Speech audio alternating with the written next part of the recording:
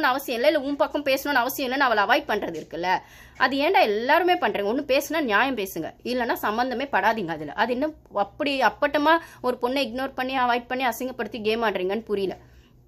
நேத்துமே சபரி வந்து கலாய்ச்சிட்டு தான் இருப்பான் பாருவை வந்து, அந்த அவன் வடைக்கு மாவு அரைப்பான் செய்வான் லைவ்ல, அப்போ அவளை நோண்டிக்கிட்டே தான் இருப்பான் அவன். அப்போ வந்துட்டு எனக்கு புரியல, திருப்பி திருப்பி இதே மாதிரி தான் பண்ணிட்டு இருக்கு. இந்த அந்த கேமோட ஃபார்மேட் மாறவே இல்லை, அவளை வச்சே அடிக்கணும், அவளை வச்சே தாக்கணும் அப்படிங்கிற மாதிரி.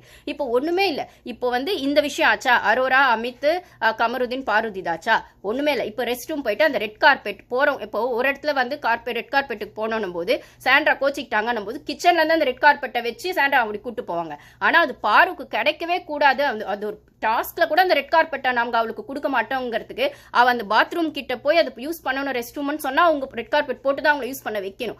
அந்த இடத்துக்கு போவே விடாம கமருதீன் ஆகட்டும், அரோரா ஆகட்டும், அமித் ஆகட்டும், வா கிச்சனுக்கு வா கிச்சன், ஏதாவது அங்க நின்னா அவளுக்கு அந்த கார்பெட் போடணும், அவளுக்கு அந்த ஒரு டாஸ்க்குக்கான அந்த விஷயத்த பண்ணணும். அதுக்கு அவளுக்கு கொடுக்கவே கூடாது, அந்த ரெக்கக்னேஷன் அந்த கன்சிடரேஷனை கொடுக்கவே கூடாது. நீ வா டீ போடுன்னு அமித் கூப்பிட்டது இருக்குல்ல, உடனே கமருதீனா நீ போய் அங்க போய் வேலை பாருன்னு சொன்னதுக்குலாம் பக்கத்துல அரோரா வச்சுட்டு அப்ப அவ கண்டுபிடிச்சிடுறா பாரு. ஓ இவ சொல்லிதான் நீ சொல்றியா, இங்கதான் ஏத்தி விடுறாங்க, அவளுக்கு அப்பட்டமா தெரியுது. ஆனா முதல் மாதிரி அவ சண்டை போடாம முடிஞ்ச அளவுக்கு சிரிச்சுக்கிட்டே போயிடணும்னு நினைக்கிறா, இந்த டீமோட கோஆர்டினேஷனோட போகணும்னு நினைக்கிறான். ஆனா அதுக்காக இவங்க அடிச்சுட்டே இருக்கிறது இருக்குல்ல, அது ரொம்ப கடுப்பா இருக்கு பார்க்கும்போது, இன்னும் காண்டாகுது.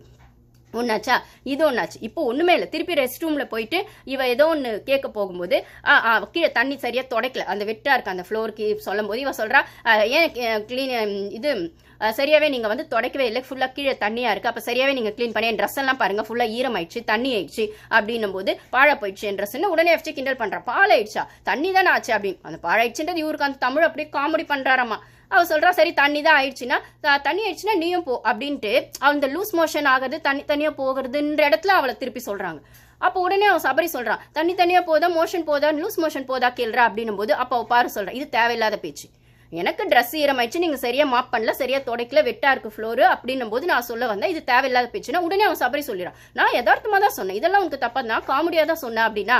என்ன இதே காமெடி நீ சாண்ட்ராவை போய் பண்ணி பாரு, உனக்கு கட்ஸ் இருந்தா நல்லா வச்சு கிழிப்பான் பிரஜனு.